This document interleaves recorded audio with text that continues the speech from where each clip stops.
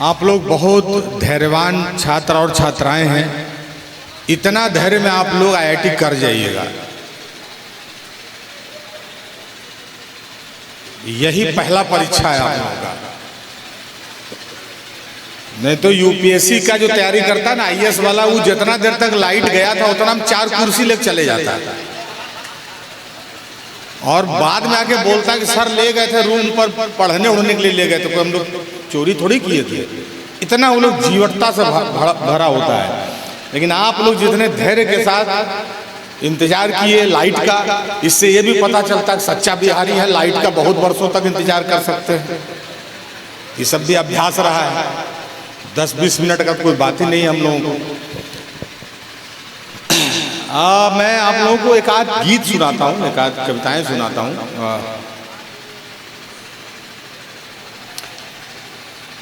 हमारे मखाना वाले उद्योगपति आए, वो आप लोग को अर्न करना अभी से बता दिए हैं।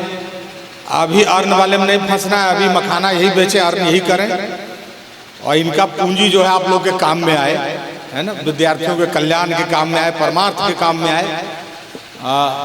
एक चीज मैं आप लोगों से जरूर बोलना चाहूँगा। आप लोग के शहर में एक तो अच्छी बात है, मैंने देखा कि इतने लड़के और लड़कियाँ एक शहर में क्रिएटर हों। वहाँ कोई भी आदमी कुछ कर नहीं सकता है, करता होगा कैमरा में कैप्चर हो जाता होगा। ये लोग चलता फिरता प्रेत है, ड्रोन है ना। एक पूर्णिया जैसे शहर में 15 तो खाली दिखा है।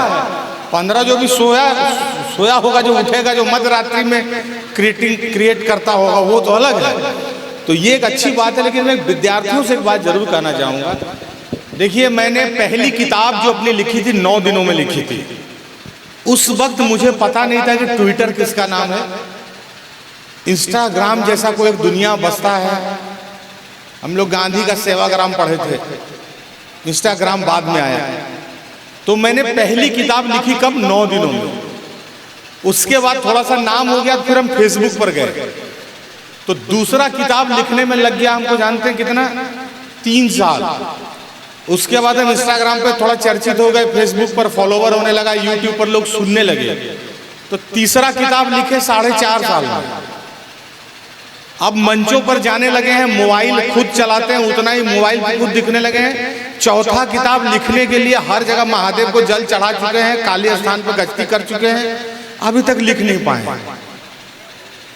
9 दिनों में एक किताब लिखने वाला लेखक अब जब मोबाइल पर रहने लगा है, तो पिछले 4 साल से एक किताब लिखने की कवायद कर रहा है। मैं आपको ये बताना चाह रहा हूँ। पहली किताब मैंने 9 दिनों में लिखी थी। उस वक्त मेरे पास यही मोबाइल जो है आपके शिक्षक प्रमोद जी के पास भी है, लेकिन हमारा ज्यादा पुराना होगा।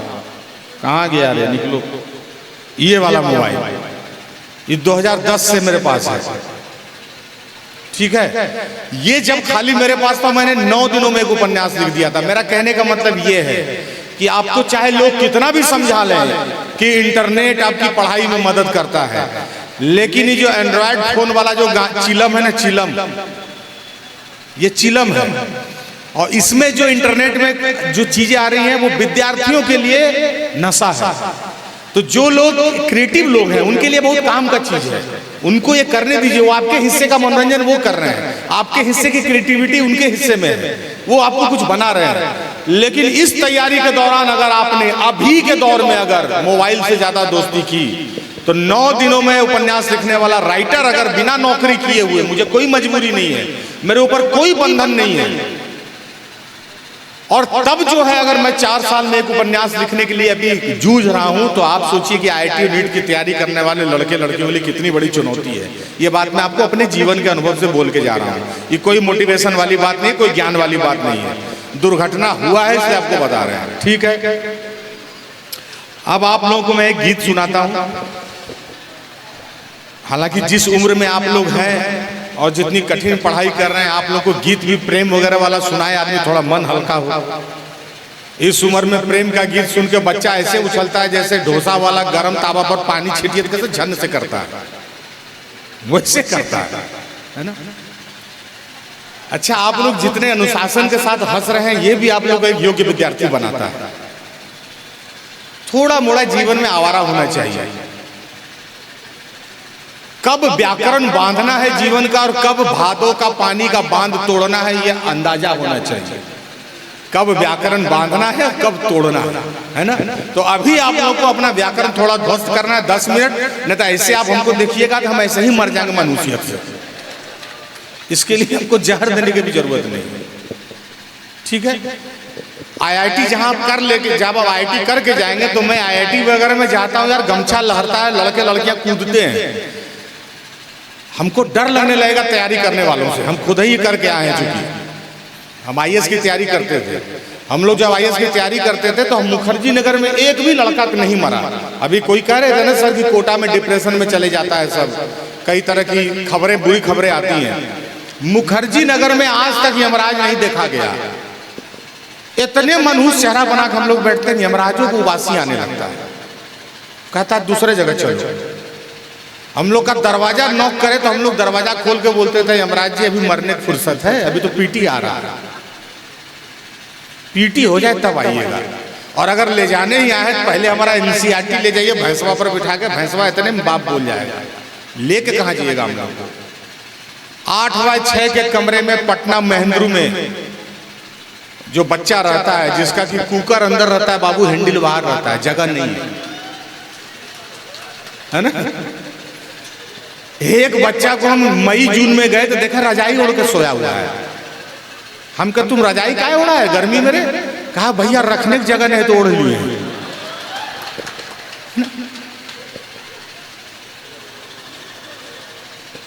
ये संघर्ष है। पटना के गलियों में, ऐसे ऐसे गलियों में जहां मच्छर काटे, डेंगू ऐसे हो जाए। हम पूछे तुम लोग को डेंगू काहे नहीं होता है? तो बोला भैया पहले रूम में घुस पाएगा मच्छर तब ना होगा, जगह कहाँ है। 3 तरफ किताब है, एक तरफ खुला छोड़े जिससे उतर के चौकी से बाहर जाते हैं, नीचे उतरते पहले स्टोव पे लात धरते तब जमीन पर जाते हैं, जैसे लोहा वाला ये है ना।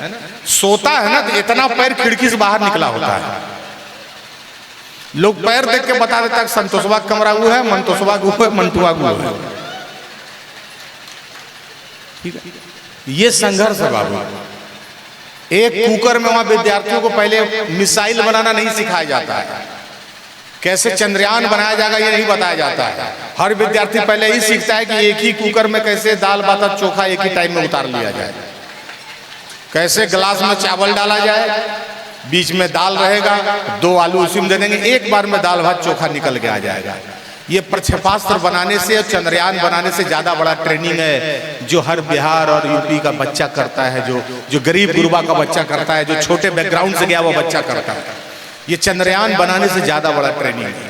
इसीलिए मैं आप सबको कहता हूँ कि जितने भी पर बनाने हैं, ऊंचे करने हैं अपने उड़ान को, उसका रनवे यही बनाओ। अब तो एयरपोर्ट भी आ रहा है पूर्णिया में, अब तो यहीं से जब जहाज उड़ता देखोगे तो अपनी उड़ान को भी यहीं से बनाने की कोशिश करो। ये इसलिए मत करो कि मैं किसी कोचिंग के मंच पे आया हूं और मेरी मजबूरी है कि मैं तुमको बोलूं, नहीं नहीं नहीं नहीं, ऐसा इसलिए नहीं है। ऐसा इसलिए है कि तुम क्या करोगे, खेत बेच के पढ़ाई पढ़ने वाली स्थिति है, पढ़ाई इतनी महंगी हो गई है। ऐसे में तुमको अपने हिस्से का संघर्ष अपने माँ बाप के आंखों के आगे करोगे तो थोड़ा हिम्मत रहेगा। परीक्षा में फेल भी करोगे तो रिजल्ट जिस दिन निकलेगा बेहोश हो गिरोगे तो माई पकड़ लेगी और फिर घी लगल पराठा खिलाएगी तो अगले बार क्रैक कर दोगे आईआईटी। ये हिम्मत रहेगा। इसीलिए मैं बहुत बहुत उत्साहित होता हूं जब देखता हूं कि स्थानीय स्तर पर लोगों को पढ़ाने वाले लोग मिल रहे हैं। नहीं तो एमबीबीएस करके डॉक्टर देखते हो गांव के पगडंडी से पढ़ाई पढ़ता है और टीवी पर जाकर अपना संघर्ष का कहानी बताता है, और उसी एमबीबीएस डॉक्टर को जो एम्स का टॉपर है अगर कटिहार कुर्सेला के किसी देहात में सीमांचल में बाढ़ के इलाके में अगर भेज दिया जाए डॉक्टरी करने तो 15 दिन में नौकरी छोड़ के चले जाता है, प्राइवेट में जॉब करेंगे, सरकारी नौकरी नहीं करना है। इसी बात के लिए एम्स से टॉप किए थे, डॉक्टर बने थे कि सीमांचल के देहात में आकर डॉक्टरी करेंगे, ये बोलता है। लेकिन संघर्ष का कहानी मंच पर आके इतना सुनावेगा कि लोग आंख रुमाल भिजा लेता है, बाप रे बाप देखिए क्या बैकग्राउंड से निकल के आज इतना बड़ा डॉक्टर बना है। लेकिन सेवा देने वो गांव में नहीं आता है। इसलिए जब अपनी मिट्टी में रह के संघर्ष करोगे तो याद आएगा गांव और तब उसको कुछ वापस देने आओगे। नहीं तो इस मिट्टी तुमसे क्या लेगी, खाली तुमको दे ही रही। ठीक है।